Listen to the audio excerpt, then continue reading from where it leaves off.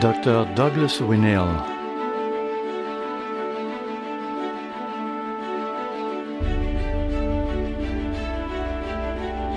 Êtes-vous prêt?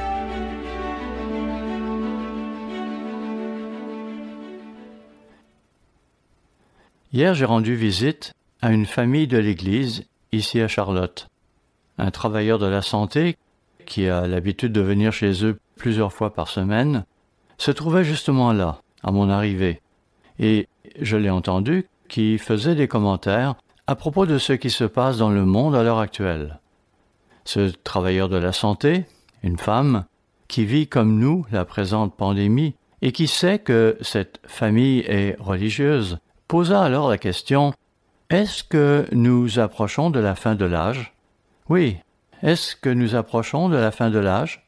Et elle a ajouté « J'ai entendu dire que la Bible parle d'une marque de la bête. Se pourrait-il que cela réfère à ces vaccins qui nous sont imposés? » En guise de réponse, la famille lui a alors suggéré de lire la brochure que nous avons publiée sur le sujet. La bête de l'Apocalypse, mythe, métaphore ou réalité à venir. Elle semblait être intéressée à la lire, mais il reste à voir si elle donnera suite à son intérêt du moment. Intéressant. En effet, comme vous le savez, depuis des années, nous ne cessons de parler du retour de Christ et du fait que la fin de l'âge est proche. Et voilà cette femme qui vient chez cette famille de l'Église et qui est préoccupée par la même chose, le retour de Jésus-Christ, la fin de l'âge. Je faisais des recherches sur Internet l'autre jour et je me suis souvenu qu'à l'approche de l'an 2000, les gens se demandaient également si la fin de l'âge allait arriver et si les ordinateurs allaient faire toutes ces choses. Évidemment, beaucoup de ces choses ne se sont pas produites, mais on était appréhensif. Si vous remontez encore plus loin dans le temps, jusqu'en l'an 1000 de notre ère, là encore, on s'attendait à ce que quelque chose de grave se produise. Hier, j'ai noté quelque chose que je n'avais pas remarqué auparavant. Il y a maintenant quelqu'un qui prédit que la fin de l'âge arrivera dans 7 ans, un 28 septembre. Oui, selon cette personne, Christ arriverait le 28 septembre 2028. Cela me fait penser aux années 80, lorsque ce pasteur, quelque part dans le nord-ouest du continent, avait rassemblé des gens sur la plage pour attendre le retour de Christ. Évidemment, cela n'a pas eu lieu. Dans Matthieu chapitre 19, les disciples avaient demandé à Jésus-Christ quel serait le signe de son retour et de la fin de l'âge. En posant cette question, ils avaient évidemment un motif à l'esprit. Ils se souvenaient que Jésus-Christ leur avait dit qu'ils allaient régner avec lui. C'est effectivement ce que Jésus-Christ dit dans Matthieu chapitre 19, au versets 28 et 29. Il était donc normal qu'ils aient voulu savoir quand cela allait se produire. Par ailleurs, dans Actes chapitre 1, juste avant qu'ils ne montent au ciel, Jésus leur avait dit de rester à Jérusalem et d'attendre ce que le Père avait promis. Ils voulurent alors savoir si c'était parce qu'il allait à ce moment-là restaurer le royaume, mais il s'empressa de leur faire comprendre que ce n'est pas encore le moment. Toujours est-il qu'ils savaient que quelque chose allait arriver, et ils avaient hâte d'y prendre part. Et vous savez, nous aussi, nous sommes impatients. Nous aussi, nous sommes impatients de participer à ce qui se prépare. Tournons-nous rapidement vers Matthieu chapitre 24, où l'on élabore un peu sur ce qui fut discuté à ce moment-là. Matthieu chapitre 24, verset 3. Dis-nous, quand cela arrivera-t-il? Il est ici question de la destruction du temple. Et quel sera le signe de ton avènement et de la fin du monde? Christ a ensuite énuméré toute une série de choses qui allaient se produire, pour finalement terminer au verset 42 par cette recommandation « Veillez donc, puisque vous ne savez pas quel jour votre Seigneur viendra. » Oui, veillez. Et Christ ajouta au verset 44 « C'est pourquoi, vous aussi, tenez-vous prêts, car le Fils de l'homme viendra à l'heure où vous n'y penserez pas. » Voyons aussi Matthieu chapitre 25. Au verset 13, il est dit, Matthieu 25, verset 13, « Veillez donc, puisque vous ne savez ni le jour ni l'heure. » À nouveau, le même avertissement, « Veillez. » Mais remontons au verset 10, où il est question des 5 vierges sages. Matthieu 25, verset 10. « Pendant qu'elles allaient en acheter, les vierges folles, car les sages avaient de l'huile dans leurs lampes. Pendant qu'elles allaient en acheter, l'époux arriva. Celles qui étaient prêtes entrèrent avec lui dans la salle des noces. Toutes ces vierges auraient dû veiller, se tenir prêtes. Apparemment, 5 d'entre elles ne l'étaient pas. Mais celles qui étaient prêtes furent admises dans le royaume.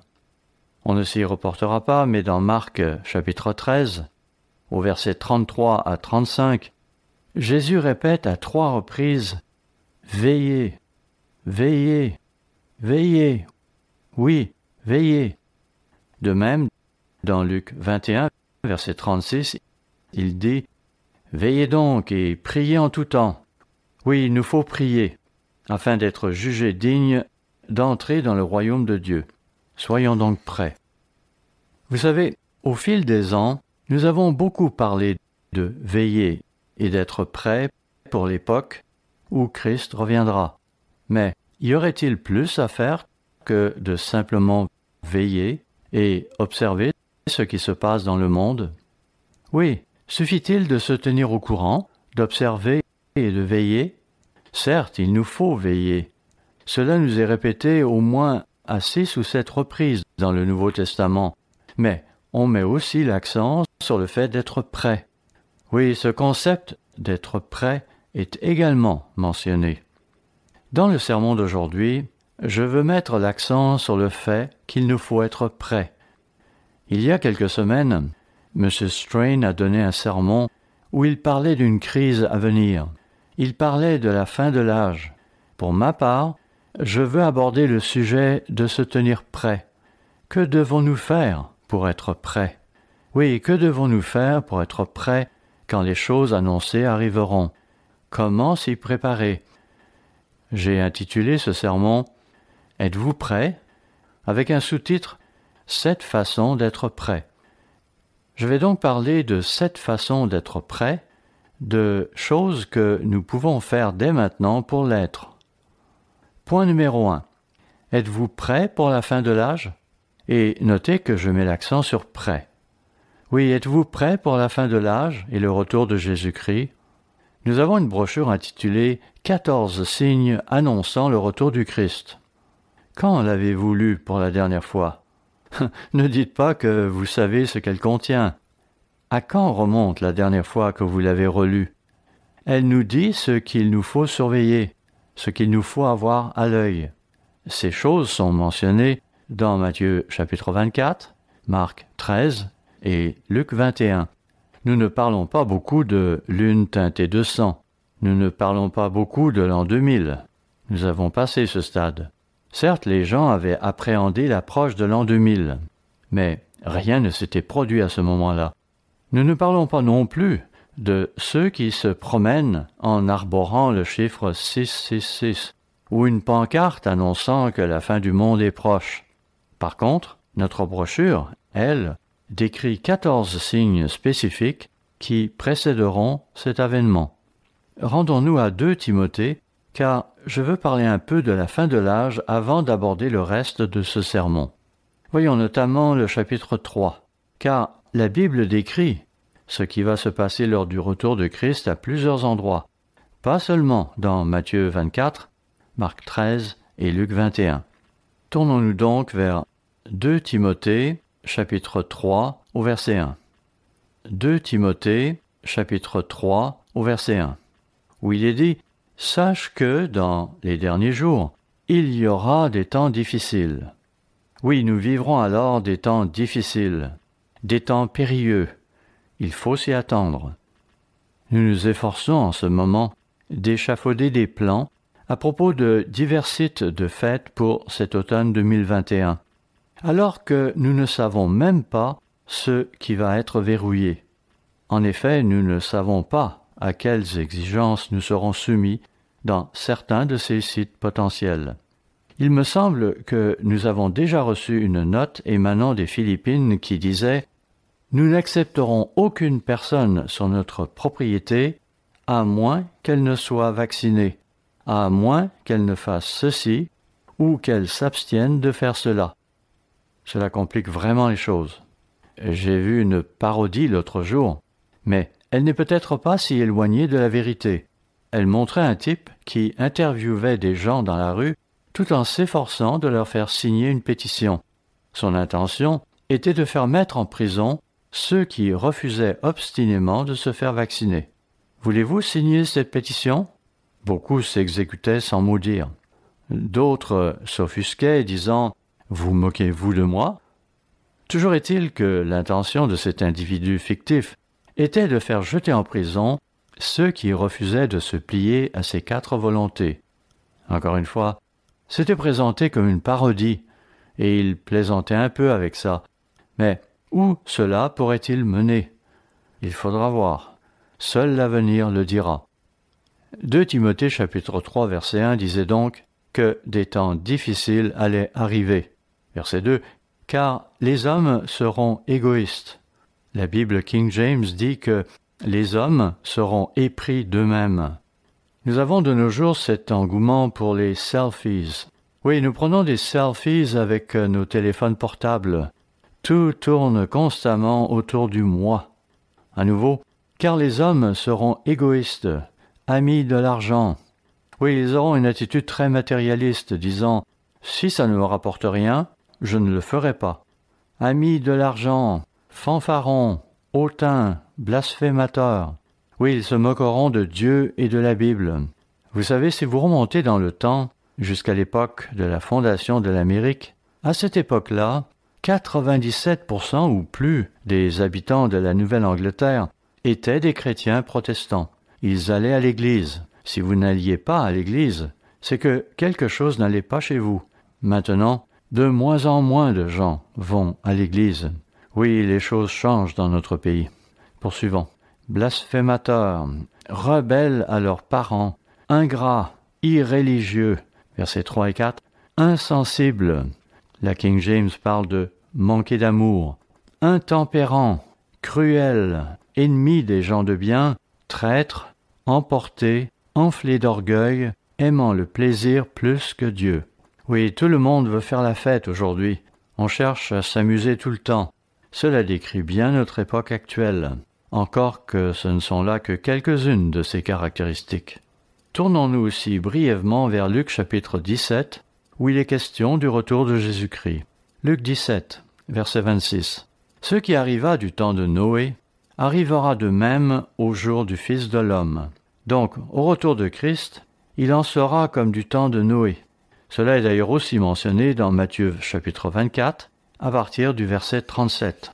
Il serait bon d'aller aussi au chapitre 6 de la Genèse, notamment au verset 5, pour voir ce qui se passait juste avant le déluge, à savoir que la méchanceté des hommes était grande sur la terre, et que toutes les pensées de leur cœur se tournaient chaque jour uniquement vers le mal.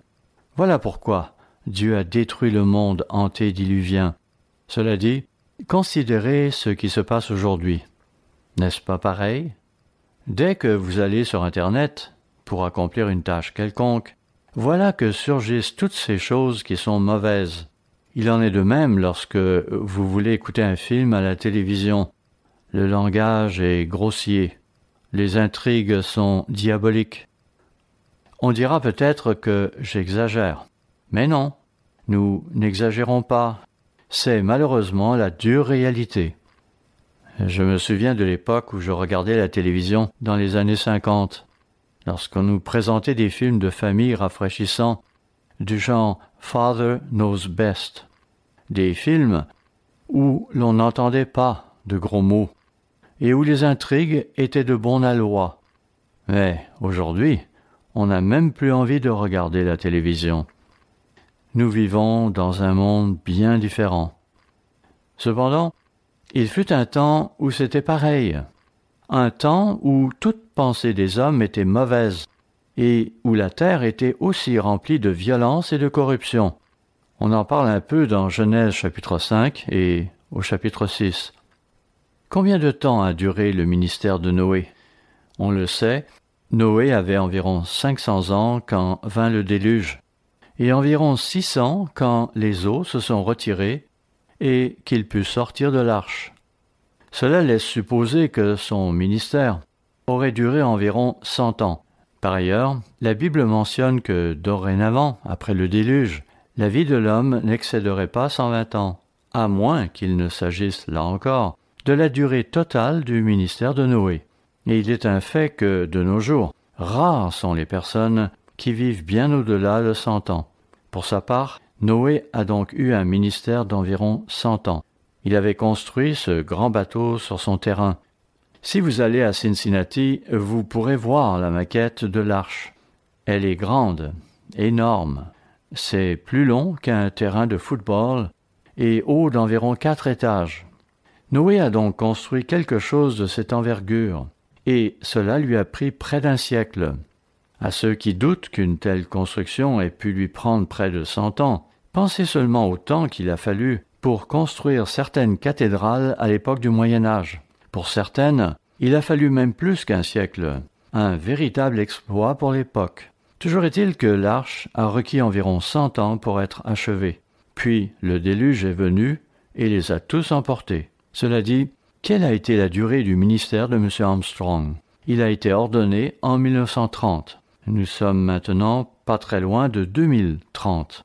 Je ne sais pas si l'on peut ici établir un parallèle, et je ne veux certainement pas fixer de date. Tout ce que je dis, c'est que nous avons été impliqués dans une œuvre qui aura bientôt été active pendant près d'un siècle elle aussi. Oui, M. Armstrong n'a-t-il pas commencé ses émissions radio au tout début de 1933? Nous devrions donc avoir l'œil ouvert et observer ce que l'avenir va nous réserver. Nous pourrions en effet être plus proches de la fin de l'âge que nous ne le pensons. Voyons aussi ce qui est dit un peu plus loin à partir du verset 28. Luc 17, versets 28 et 29. Ce qui arriva du temps de Lot arrivera pareillement. Les hommes mangeaient, buvaient, achetaient, vendaient, plantaient, bâtissaient, mais le jour où Lot sortit de Sodome, une pluie de feu et de soufre tomba du ciel et les fit tous périr. Il vous faudrait retourner à Genèse chapitre 18 et 19 et lire un peu à propos de Sodome et Gomorrhe. Dans Genèse chapitre 19, on voit ces anges qui se rendent chez Lot, qui les avait fait entrer dans sa maison. Ces anges qui étaient venus vers Lot lui avaient annoncé que les voies des hommes de Sodome étaient abominables aux yeux de Dieu. Et, de fait, peu après, voilà qu'une grande foule s'amasse autour de la maison de Lot, criant « Fais-les sortir! Fais-les sortir! Fais-les sortir pour que nous les connaissions !» Ne vous y méprenez pas, ils voulaient, ni plus ni moins, se livrer à des perversions sexuelles avec eux. Ils avaient tous hâte de commencer. La ville entière. Où en sommes-nous aujourd'hui?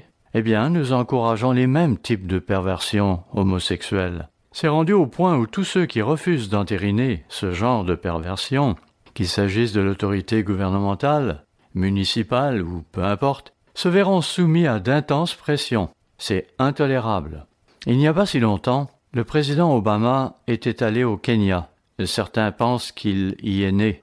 En tout cas, sa famille semble toujours vivre là-bas, car lorsqu'on s'y rend, c'est dans l'ouest du Kenya, on peut voir cette ferme qui porte son nom. Oh, ce n'est pas un endroit très impressionnant, mais ses racines sont là. En réalité, quand vous demandez aux gens du pays s'il est d'ici, ils vous répondront « Non, il est du Nord ».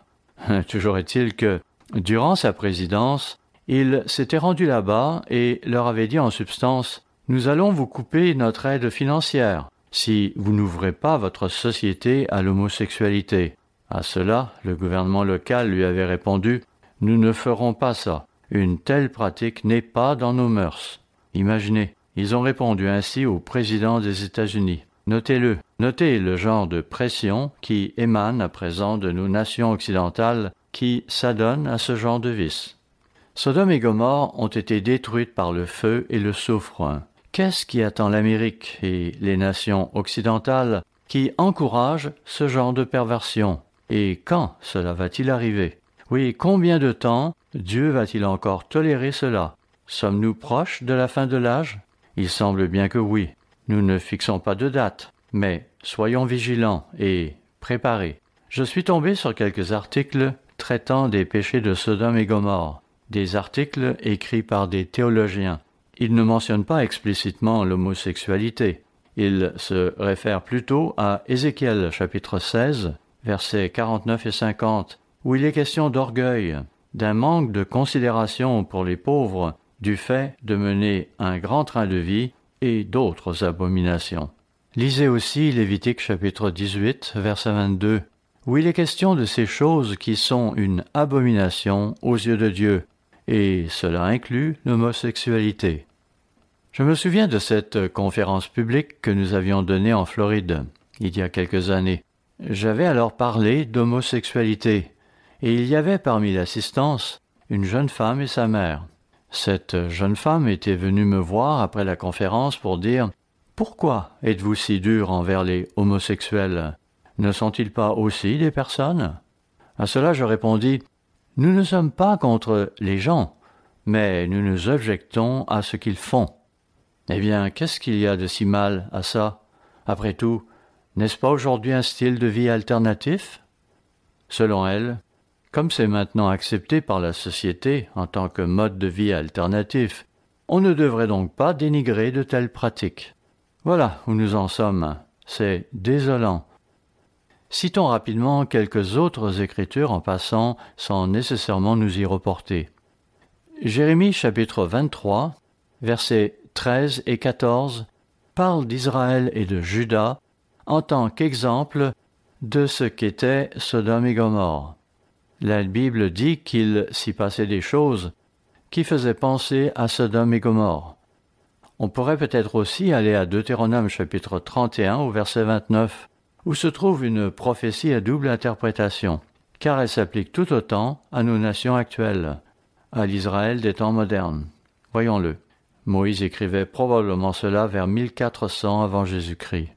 Deutéronome, chapitre 31, verset 29. « Car je sais qu'après ma mort, vous vous corromprez. » Cela pourrait-il s'appliquer à nos nations contemporaines? « Car je sais qu'après ma mort, vous vous corromprez et que vous vous détournerez de la voie que je vous ai prescrite. » Ainsi, la loi nous commande de ne pas commettre l'adultère, de ne pas commettre de fornication.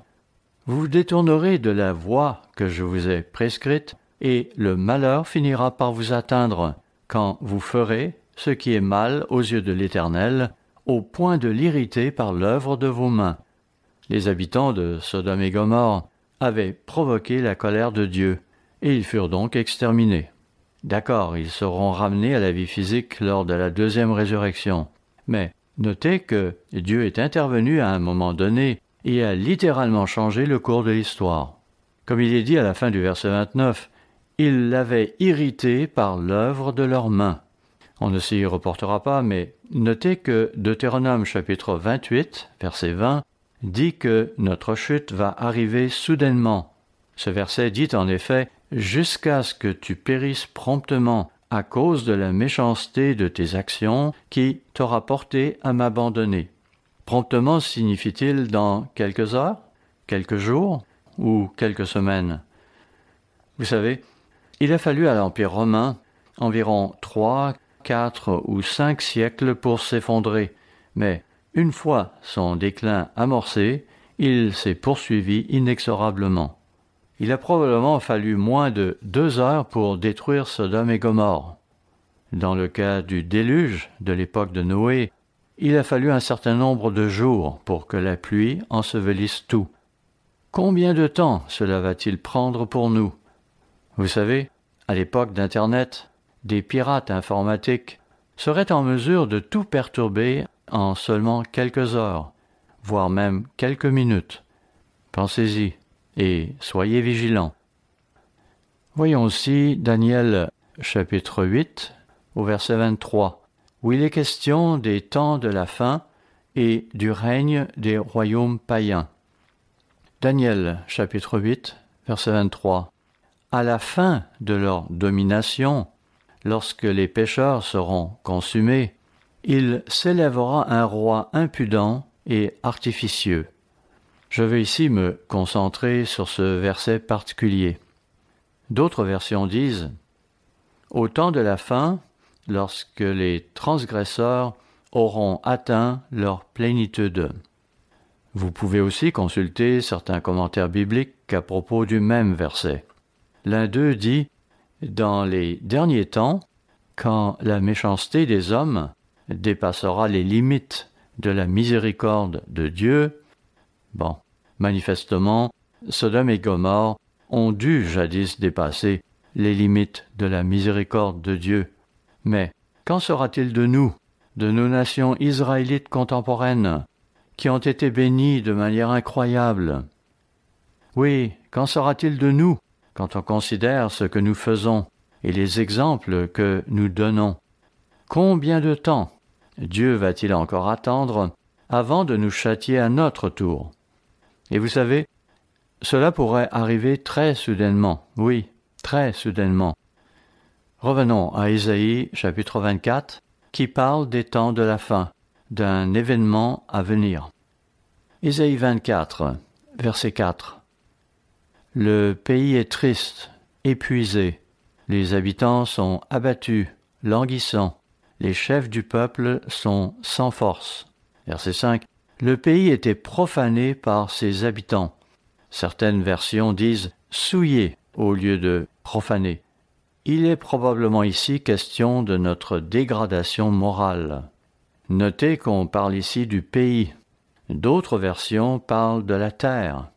Ce n'est donc pas uniquement l'Israël moderne qui est en cause.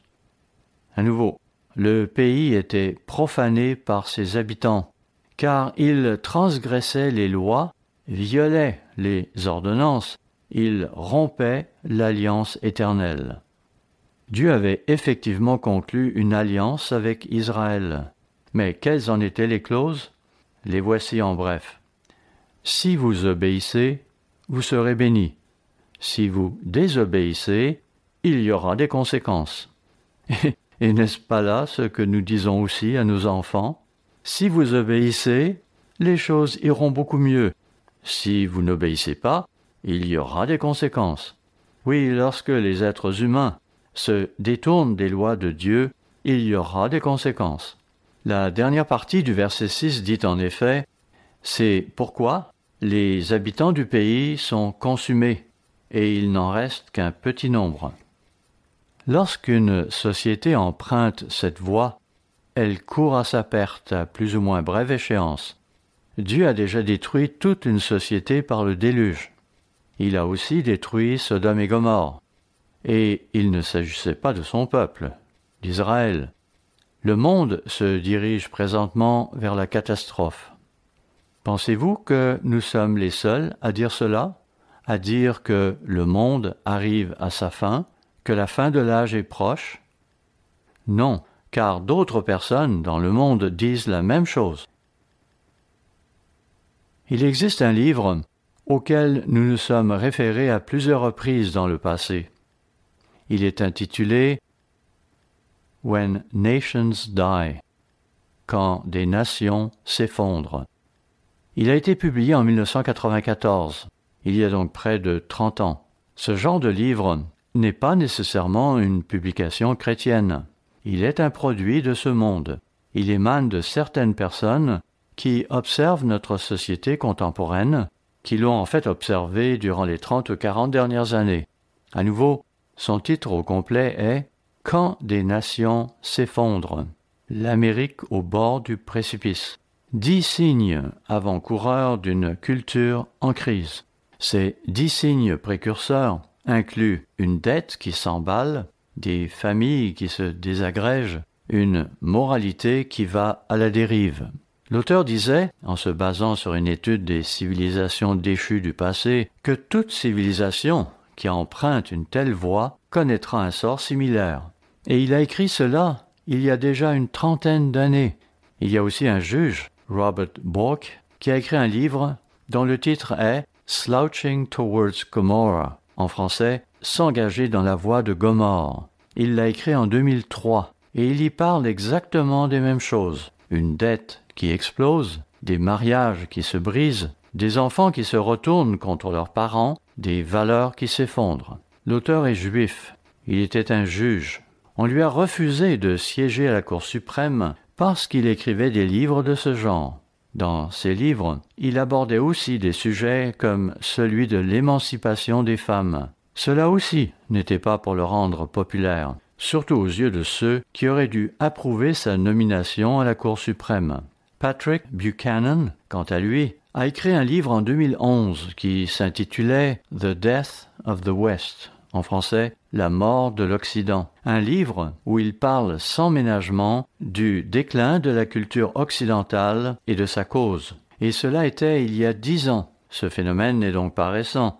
Patrick Buchanan a écrit un autre livre, en 2012, intitulé « La mort d'une superpuissance ». L'Amérique survivra-t-elle jusqu'en 2025 ?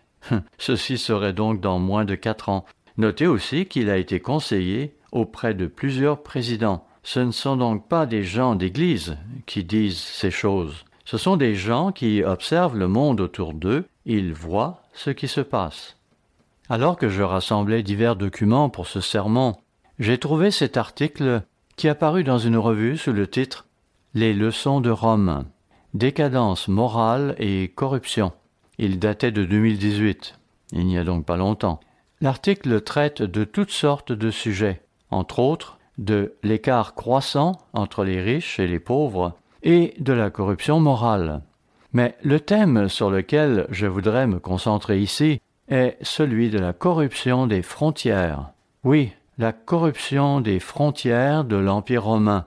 L'Empire était devenu si vaste qu'il était devenu très difficile de sécuriser ses frontières. On appelait les gens qui forçaient ces frontières des barbares. De nos jours, on les appellerait des réfugiés, des gens qui doivent souvent fuir leur propre pays. Et je m'abstiendrai de les blâmer pour cela. En effet, si vous étiez au courant de ce qu'ils vivaient dans leur pays d'origine, vous comprendriez pourquoi ils le fuyaient. Dans son exposé, l'auteur mentionne que les Romains ne pouvaient pas empêcher ces barbares d'entrer. Ceux-ci déferlaient par-delà leurs frontières en provenance de l'Est. Alors, comme ils ne pouvaient pas les arrêter, ils ont élaboré un plan. On allait les diviser et on leur donnerait des parcelles de terre au sein de l'Empire romain. Cela offrait des avantages aux Romains. Cela leur fournissait une main-d'œuvre bon marché et, par ailleurs, cela fournissait des recrues pour l'armée. Vous savez, c'est pareil aujourd'hui. En plus du fait qu'aujourd'hui, cela fournit aussi des votes. Il y avait donc un avantage à laisser entrer ces gens, et c'est ainsi qu'ils les ont répartis en divers lieux de l'Empire romain. Mais, au fil du temps, alors que l'armée comptait de plus en plus de ces recrues, ces dernières ont fini par accorder une allégeance préférentielle aux commandants de leur région locale. Il en a résulté que les Vandales étaient ici, d'autres peuples étaient là-bas, et si on y pense bien, c'est ce qui a mené à la formation des nations d'Europe. Ces gens s'installaient dans l'Empire romain et prenaient en quelque sorte le contrôle de leur petite région particulière. Ils ne s'assimilaient pas vraiment. On a dit, l'Empire d'Occident a fini par se dissoudre pour donner naissance à de nouveaux royaumes, selon certaines lignées tribales, et selon la façon dont ces tribus ont réagi à cette politique d'apaisement. Politique qui, avec le recul du temps, peut être considérée comme un échec total. Encore aujourd'hui, nous laissons venir les gens, puis nous les conduisons en autobus par ici, en avion par là. Et les Chinois achètent ici, mais d'autres personnes achètent là-bas. Et tout cela à l'intérieur d'un pays. Finalement, dans le dernier paragraphe de son livre, l'auteur émet le commentaire suivant. Cette politique de frontières souples ou poreuses devrait nous enseigner que la faiblesse que nous manifestons à nos frontières, sous le couvert d'une soi-disant bienveillance envers ceux qui vous attaquent, constitue en réalité un cocktail mortel pour toute société. Oui, il qualifie cela de cocktail mortel pour chaque société qui s'y livre. C'est ce qui se passe en Europe, en Angleterre, chez nous aux États-Unis, de même qu'au Canada. Nous avions jadis l'habitude de nous rendre régulièrement dans la partie occidentale du Canada. À cette époque-là, tout le monde était essentiellement d'origine européenne. Mais la dernière fois que j'y suis allé, j'y ai vu beaucoup de turbans et autres accoutrements, ce qui, visiblement, n'évoquait pas la présence de Canadiens de souche européenne. C'étaient des gens qui s'étaient installés là, et tout change quand ça arrive. Cela dit, je ne suis pas raciste, mais quand vous admettez parmi vous toutes sortes de personnes qui ne s'assimilent visiblement pas, vous allez avoir des problèmes. Ainsi, il y a des quartiers à Paris où la police ne pénètre pas, car c'est trop risqué, c'est trop dangereux, parce que ça pullule de musulmans et de djihadistes. Donc c'est une zone interdite. C'est ce qui se passe aujourd'hui dans nos pays. Autre chose que j'aimerais mentionner. Nous nous inquiétons actuellement des gens qui nous arrivent du Sud et qui pourraient nous apporter le Covid-19. Mais il y a un autre fléau, ce sont les drogues. Oui, ce sont ces drogues qu'ils introduisent, notamment ce qu'on appelle le fentanyl. C'est 100 fois plus puissant que la morphine. Oui, la morphine, l'héroïne, tout cela est lié. Ce sont des opiacés. Et voici une intéressante leçon d'histoire. Quand les Britanniques cultivaient l'opium en Inde, ils l'introduisaient ensuite en Chine, où ils le vendaient. Cet opium rendait les gens dépendants et détruisait leur société. Les Chinois n'aimaient pas ça, bien sûr. Simultanément, les Britanniques ont aussi amené quelques missionnaires avec eux. Les Chinois ont alors réagi en disant « Vous nous apportez l'opium qui nous détruit, puis vous faites venir des missionnaires. » Qu'est-ce que cela signifie? Mais revenons-en à notre époque actuelle. Savez-vous que le fentanyl qui traverse notre frontière avec le Mexique a ses éléments de base fabriqués en Chine? Ceux-ci sont ensuite envoyés au Mexique, où ils sont alors transformés en fentanyl avant d'être finalement envoyés à travers nos frontières. Résultat, l'année dernière, 80 000 personnes sont mortes d'overdose chez nous, aux États-Unis. Il y a près d'un siècle, dans les années 1840, 1850 et 1860, les Britanniques et les Français apportaient de l'opium en Chine. Et maintenant, les Chinois envoient des opioïdes chez nous, où ils produisent l'impact que nous savons. On se renvoie la balle en quelque sorte. La Bible dit que nous allons récolter ce que nous aurons semé. Dieu est juste et il permettra que nous récoltions les fruits de nos actions. Donc, frères et sœurs, nous devons veiller, nous devons observer ce qui se passe. Il y a un vieux dicton qui dit que si nous n'apprenons pas les leçons de l'histoire, nous allons répéter les erreurs du passé.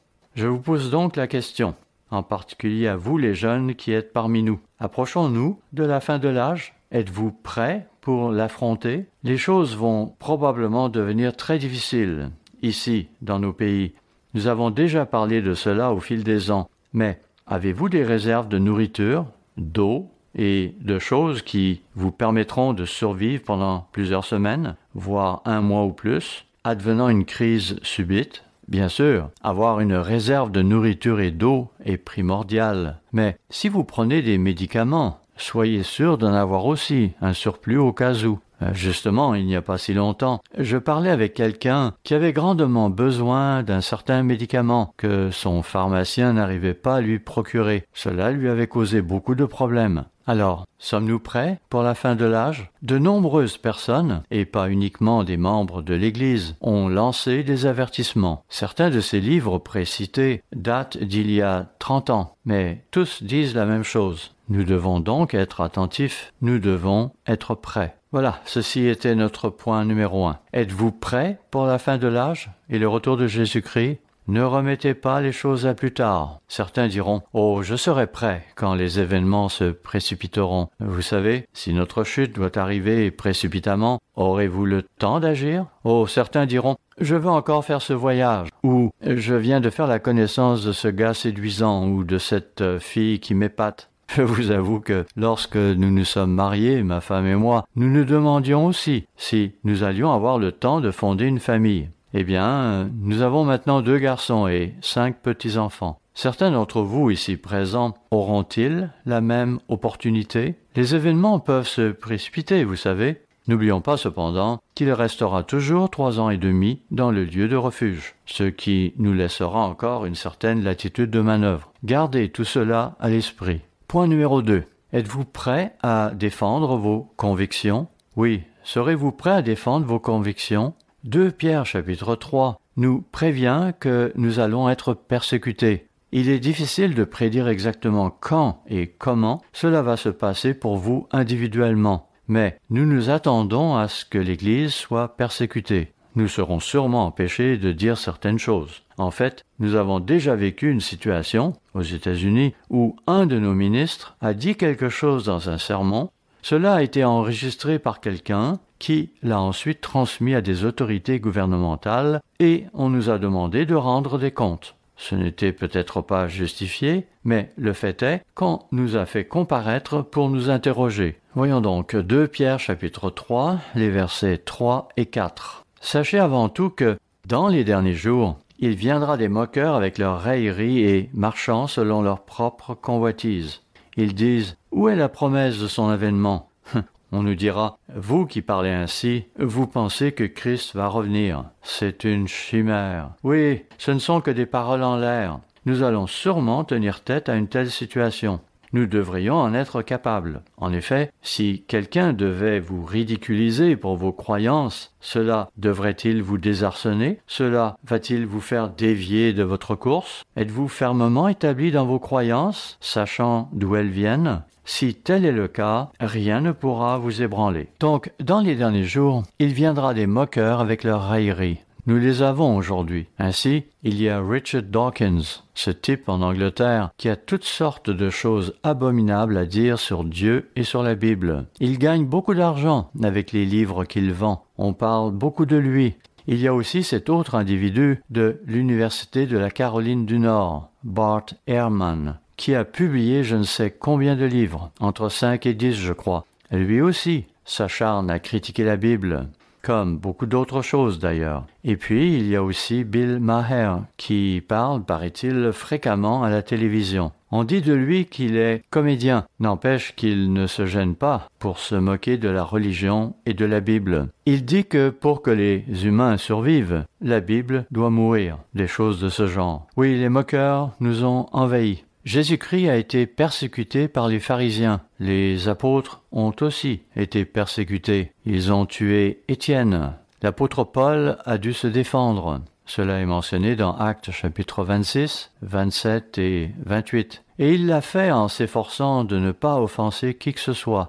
Après l'avoir écouté, Festus, le gouverneur de la Judée, a eu cette réplique. « Tu es fou, Paul. Ton grand savoir te fait déraisonner. » Quant au roi Agrippa, qui était présent lui aussi, il avait dit à Paul « Tu vas bientôt me persuader de devenir chrétien. Seriez-vous en mesure de rendre un témoignage comme Paul l'a fait? Pourriez-vous exposer vos idées logiquement en vous en tenant aux faits, dire « Voilà ce que je crois et voilà pourquoi ». Nous devrions en être capables. 1 Pierre chapitre 3 verset 15 nous dit d'être toujours en mesure de nous défendre avec douceur et respect devant quiconque nous demande raison de l'espérance qui est en nous. Cela ne veut pas dire d'aller dans les lieux publics pour imposer nos croyances à ceux qui s'y trouveraient. Non, mais si l'on vous pose une question, ayez une réponse prête qui soit logique et convaincante. 1 Thessaloniciens 5, versets 20 et 21, nous dit de prouver toutes choses. Mettez au clair ce que vous croyez, et vous, les parents, aidez vos enfants à se prouver à eux-mêmes ce que nous enseignons, qu'ils finissent par s'approprier les connaissances que l'Église enseigne.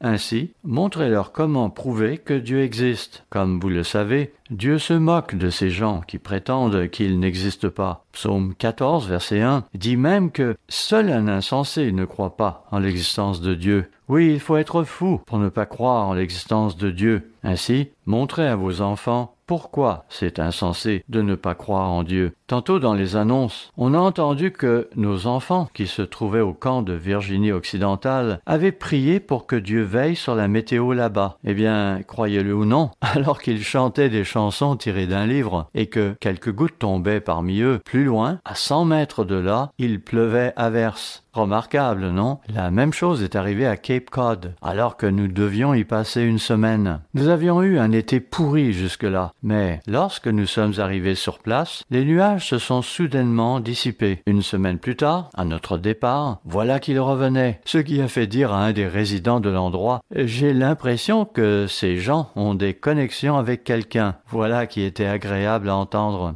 Je me suis contenté de répondre « Peut-être ». L'autre s'est alors gratté la tête, témoin perplexe de ce qui s'est passé. Partagez des expériences de ce genre. Prouvez les choses à vous-même, de même qu'à vos enfants. Aidez-les à être convaincus que la parole de Dieu est vraie. Jean chapitre 17, verset 17 dit « Ta parole est la vérité ».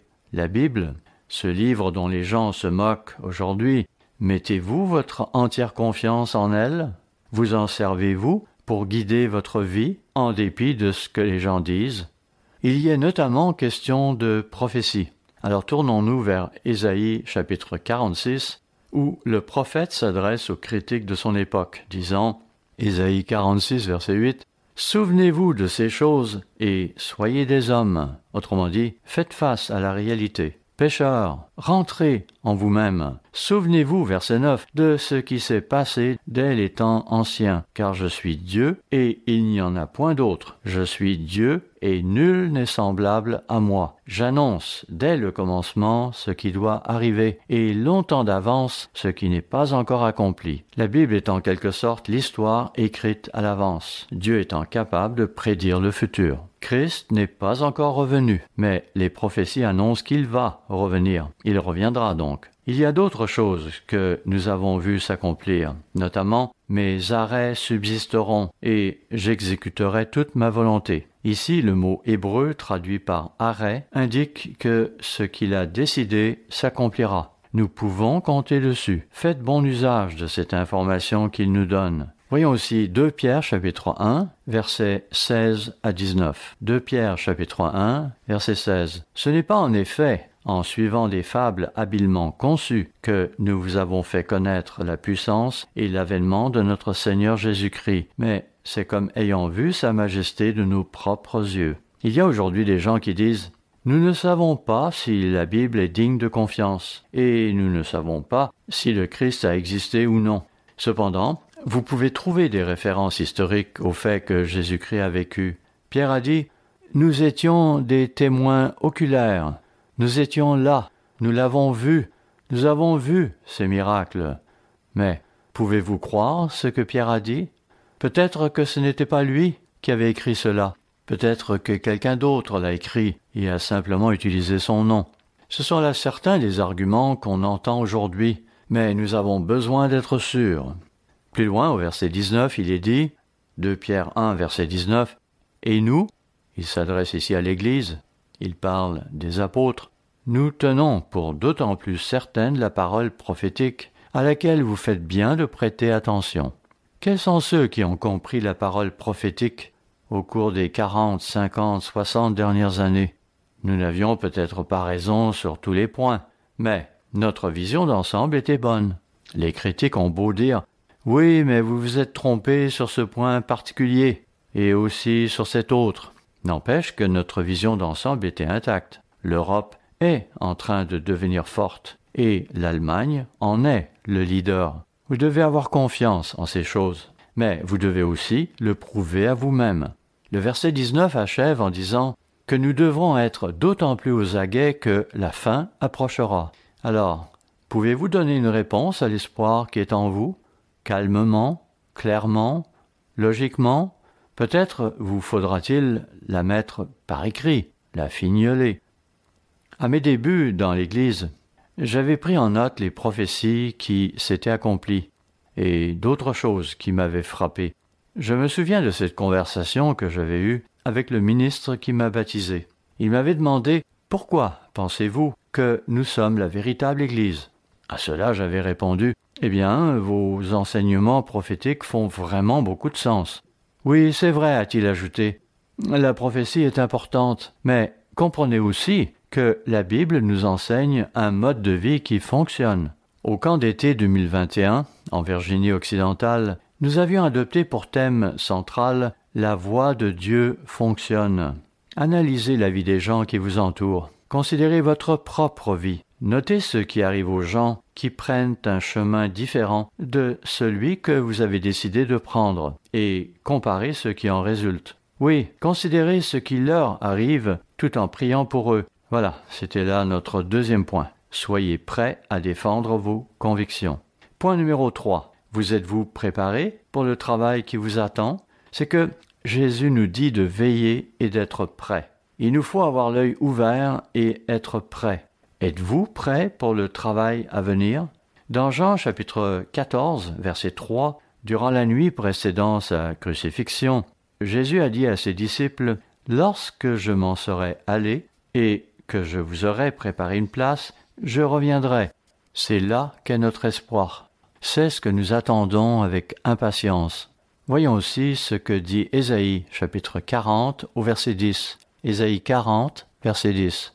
Voici, le Seigneur, l'Éternel, vient avec puissance, et de son bras il commande. Voici, le salaire est avec lui, et les rétributions le précèdent. La récompense va être une couronne. Nous régnerons avec Jésus-Christ dans le royaume de Dieu à venir. C'est là la récompense qui nous attend. L'œuvre, elle, consistera en quelque chose d'autre. Pour le savoir, lisez Jean chapitre 4, verset 42. Pourquoi Christ reviendra-t-il? Il y est dit que Christ reviendra en tant que sauveur du monde, pas seulement de vous et de moi, car si vous lisez Jean 3, verset 16, il y est dit que si vous croyez en lui, vous êtes sauvés. Et ce que les protestants font, c'est de prendre ce verset et d'en faire une référence à une seule personne, vous en l'occurrence. Pourtant, n'est-il pas dit dans Jean 3, verset 16, que Dieu a tant aimé le monde? Par le monde, il faut comprendre la création entière, y compris tous ceux dans le monde qui s'opposent à lui dans le moment présent. Oui, Christ reviendra pour sauver l'humanité tout entière, donc pas seulement une personne. Hélas, c'est ce sur quoi se concentre le soi-disant christianisme moderne. Juste vous. Cela vous inclut, certes, mais cela m'inclut aussi, et cela inclut même les gens qui ne veulent pas qu'il revienne. Voilà l'œuvre à laquelle nous serons amenés à participer. C'est là la tâche qui nous attend. Oh, je vois que le temps passe. Il va donc falloir accélérer le pas et s'en tenir à l'essentiel. Rendons-nous au livre de Tite, où Paul conseille Tite à propos de la façon de prêcher et de se comporter envers les frères. Voyons Tite chapitre 3, verset 1. Rappelle-leur d'être soumis aux magistrats et aux autorités, d'obéir. Autrement dit, abstenez-vous de participer à des émeutes, de commettre des actes de vandalisme, de violer les lois du pays. Poursuivons. D'être prêt à toute bonne œuvre. Oui, faites-le bien. Toujours dans la même veine, il ajoute, verset 2, d'être pacifique, modéré, plein de douceur envers tous les hommes. Ainsi, nous avons été appelés à faire partie d'une œuvre.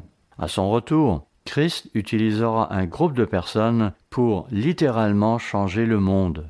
Cela dit, il n'y a rien de mal à s'énerver à propos de ce qui se passe dans ce monde, d'autant plus que vous allez avoir l'occasion de contribuer à le changer.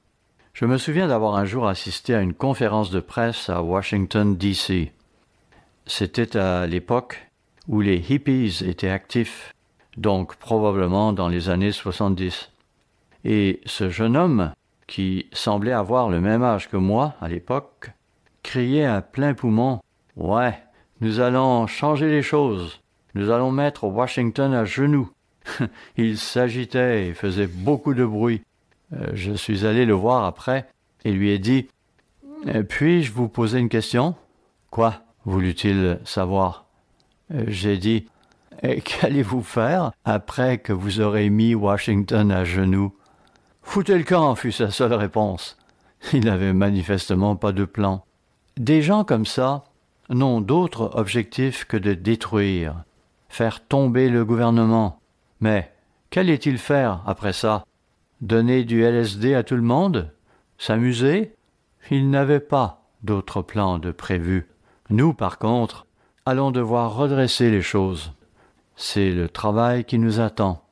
Matthieu 17, verset 11, parle de restaurer les vraies valeurs. Notre travail consistera à aider les gens à retrouver ces vraies valeurs. Que faut-il entendre par vraies valeurs? Eh bien, certains comportements ne seront pas encouragés. Plus que cela, certains comportements seront proscrits et on devra leur expliquer pourquoi. Certains types de gouvernement vont être changés. L'éducation va subir des transformations. Il en sera de même de la religion. Ainsi, il nous faudra être capables d'expliquer aux musulmans et à d'autres que ce qu'ils croient n'est pas conforme à la Bible et à ce qu'elle enseigne. Il faudra les amener à se conformer à la volonté de Dieu. Vous préparez-vous à cela? Êtes-vous prêt? En fait, être prêt n'implique-t-il pas qu'on se prépare? Êtes-vous prêt pour ce qui va arriver? Voulez-vous faire partie de l'action? Espérons que vous n'avez pas souscrit à cette opinion sur laquelle certains se reposent.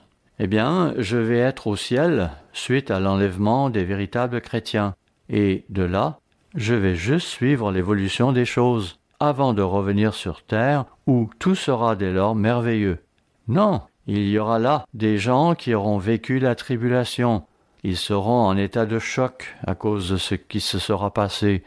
Quelqu'un va devoir les prendre en charge et leur apporter espoir et soulagement, disant « Écoutez, calmez-vous, tout va bien aller dorénavant. » Et il faudra les orienter dans la bonne voie, la voie du bonheur et du succès. Voilà qui fera partie de notre travail. Alors, comment se préparer pour ce travail? Point numéro 4. Nous allons devoir enseigner aux gens une autre façon de vivre. Êtes-vous prêt à enseigner au monde la voie de Dieu? Ésaïe chapitre 30, versets 20 et 21 dit qu'à cette époque, les gens verront ceux qui les enseigneront. Ainsi, vous pouvez me voir, moi qui vous parle, et il vous sera possible de me parler plus tard. De même, eux aussi, ils verront ceux qui leur enseignent, et ils pourront parler avec leurs enseignants après, sur une base individuelle. Ils se feront alors dire « Voilà la voie à suivre, marchez-y, et vous vous en porterez bien. » Je me souviens encore d'une certaine jeune femme. Ses parents étaient venus à l'église, et elle a commencé à venir à son tour. Hélas, elle est tombée enceinte. Il m'avait alors appelé pour être avec elle quand elle l'annoncerait à ses parents. Quand elle leur a expliqué ce qui s'était passé, ceux-ci ont fondu en larmes. Puis elle a commencé à pleurer à son tour, et j'ai fait de même. En fin de compte, ils m'ont tous regardé et ont dit « Qu'est-ce qu'on fait maintenant ?» Et moi de répondre « Écoutez, si vous orientez votre vie dans la bonne direction, tout finira par s'arranger. » Et j'ai ajouté « Je ne sais pas comment ça va se passer, mais si vous agissez bien, ça va s'arranger. J'en suis convaincu. » Après tout, Romains 8, verset 28, ne dit-il pas que toute chose concourt au bien de ceux qui sont appelés et qui font les choses à la manière de Dieu? Faites ainsi et vous verrez que les choses vont s'arranger. Une partie de notre travail en tant que futur enseignant dans le royaume de Dieu consistera à montrer aux gens la voie à suivre. Je vous suggère de lire l'ensemble du premier psaume. Il y est dit « Béni est la personne qui fait les choses de cette manière ». Béni signifie être envié. Cela signifie être chanceux, être heureux. Si vous le faites de cette façon, tout ira bien. Mais le psaume 1 dit aussi que si vous refusez de marcher droit, vous aurez des ennuis. Ça ne marchera pas. Voilà quelle sera notre tâche à l'avenir. Ésaïe chapitre 2, versets 2 à 4, nous annonce aussi que la loi sortira de Jérusalem. Oui, nous allons alors enseigner aux autres nations et nous le ferons en nous basant sur la loi de Dieu. C'est pourquoi il est important pour nous d'étudier la Bible et d'apprendre à appliquer les lois de Dieu dès maintenant.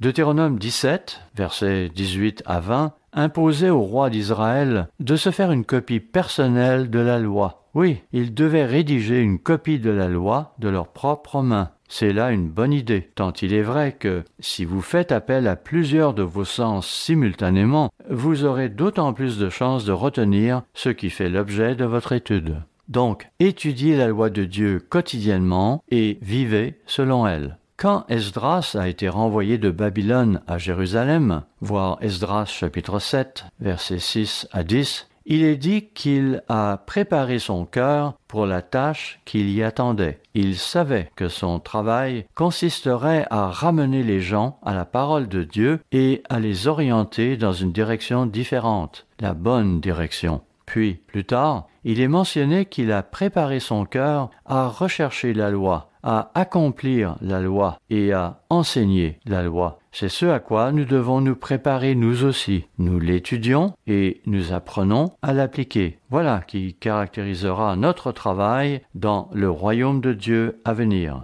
Réorienter la religion, réorienter l'éducation et réorienter les familles. Oui, le mari se doit d'être le chef de sa famille et la femme doit l'accepter. Mais il ne doit pas pour autant se comporter en tyran, l'opprimer en exigeant d'elle une soumission inconditionnelle. Non, lisez la dernière partie de 1 Pierre chapitre 3, où il est question des responsabilités qui incombent à l'épouse. Notez qu'il y est dit également que le mari doit aimer sa femme et la traiter avec égard, d'être sensible à ses besoins particuliers. Ne dites pas « Quoi? Que voulez-vous dire? Ne suis-je pas en charge ici ?» Certes, vous êtes en charge, mais conduisez-vous d'une manière juste et sage, avec considération.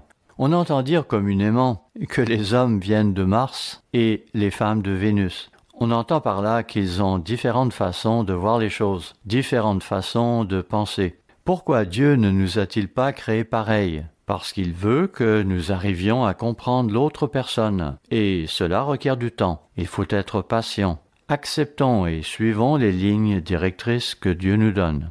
Apprendre est une chose, mais mettre la connaissance en pratique a aussi de l'importance. Quand vous lisez les écrits de Moïse, vous êtes confronté à des « tu feras ceci » ou des « tu ne feras pas cela ». Il y est aussi question des bénédictions et des malédictions. Au fil des années, nous avons peut-être trop mis l'accent sur les malédictions. Ainsi, les proverbes ne disent-ils pas « épargnez le bâton et vous gâterez l'enfant ». Je sais, avec mes garçons, j'ai peut-être trop usé de la baguette pour les ramener à l'ordre. Et cela parce que je ne voulais pas qu'ils soient gâtés. Je me souviens encore de ce que disait mon père quand j'étais jeune.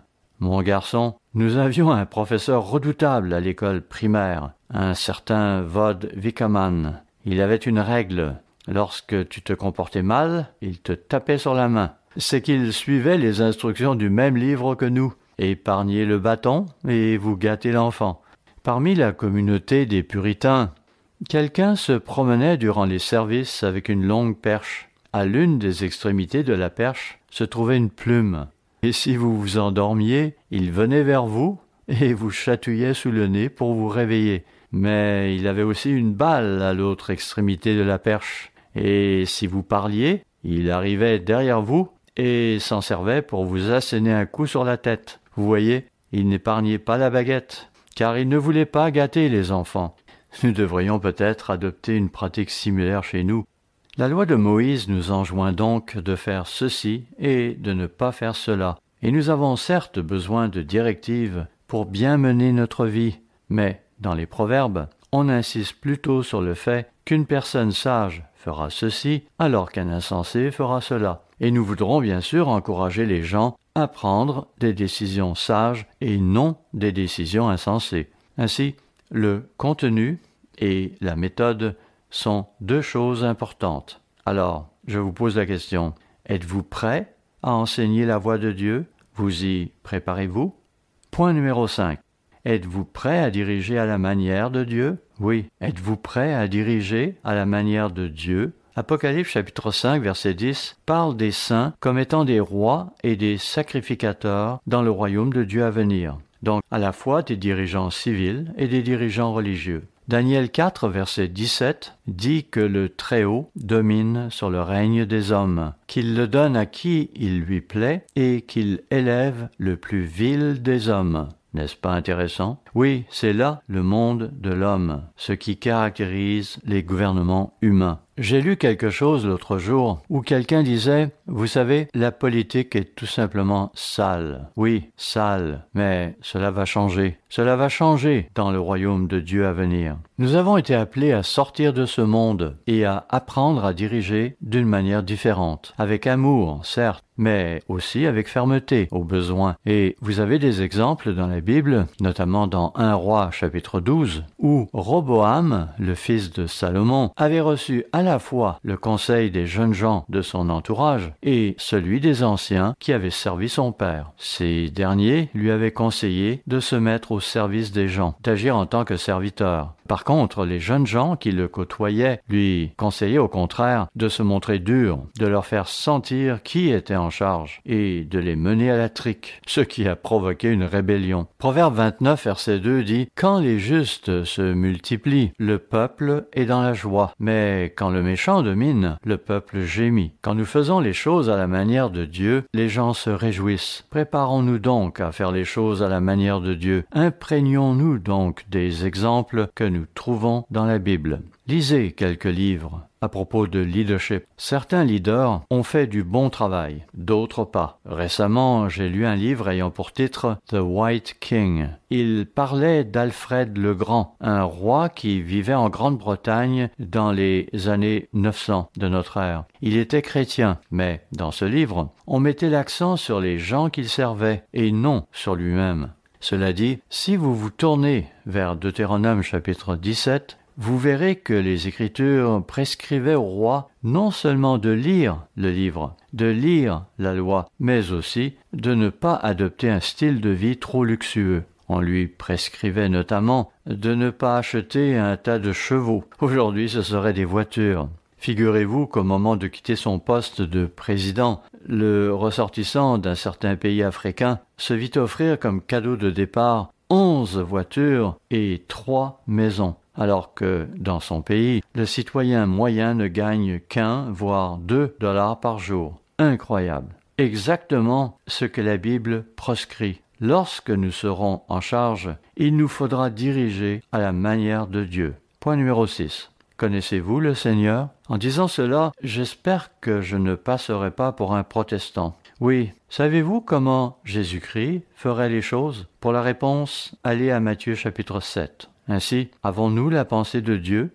la pensée de Jésus-Christ? C'est ce que nous devons développer, sinon nous ne serons pas prêts lorsque Christ reviendra. Dans Matthieu chapitre 7, à la fin du sermon sur la montagne, à partir du verset 21, nous lisons Matthieu 7, verset 21, « Ceux qui me disent « Seigneur, Seigneur » n'entreront pas tous dans le royaume des cieux, mais seulement celui ou celle qui fait la volonté de mon Père qui est dans les cieux. » Nous devons faire les choses à la manière de Dieu et non en suivant nos propres voies. Pas question de poursuivre tel ou tel agenda personnel sous prétexte que cette manière de faire pourrait nous apporter plus de plaisir ou de satisfaction. N'est-ce pas ce que la plupart des gens font aujourd'hui? Verset 22. Plusieurs me diront en ce jour-là, « Seigneur, Seigneur, n'avons-nous pas prophétisé par ton nom? N'avons-nous pas chassé des démons par ton nom? Ne sommes-nous pas toujours venus aux assemblées sabbatiques? Et n'avons-nous pas fait beaucoup de miracles par ton nom? » Alors je leur dirai ouvertement, « Je ne vous ai jamais connus. Retirez-vous de moi, vous qui commettez l'iniquité. Oui, loin de moi, vous qui n'avez pas cherché à me connaître, qui ne me parliez presque pas, qui négligiez de lire le livre d'instruction que j'avais mis à votre disposition. Il y aura des surprises quand Christ reviendra. » À nouveau, connaissez-vous le Seigneur? Est-ce que vous marchez avec lui? Est-ce que vous lui parlez et lui apportez vos problèmes? Vous laissez-vous guider par lui dans votre vie? Enfin, point numéro 7. Pour nous préparer à régner avec le Christ, nous devons tirer le meilleur parti de l'opportunité que nous avons maintenant de nous préparer pour ce rôle. Tournons-nous à présent vers Éphésiens chapitre 5, où Paul s'adresse à des gens, principalement des païens, des gens bien intégrés à leur milieu, mais qui avaient par la suite été appelés hors de ce milieu, hors du monde. Éphésiens 5, verset 8. « Autrefois, vous étiez ténèbres. » Cela vaut pour beaucoup d'entre nous. Certains d'entre vous ont eu la chance de grandir dans l'Église. De ce fait, ils n'ont pas connu un tas de problèmes. Considérez cela comme une bénédiction et ne vous imaginez pas que vous avez manqué quelque chose. C'est parce que nous avons eu des gens qui ont grandi parmi nous dans l'Église et qui nous ont quittés par la suite. De leur propre aveu, ils ont voulu goûter au soi-disant plaisir de ce monde. Ils se sentaient à l'étroit parmi nous. Eh bien, certains d'entre eux nous sont revenus.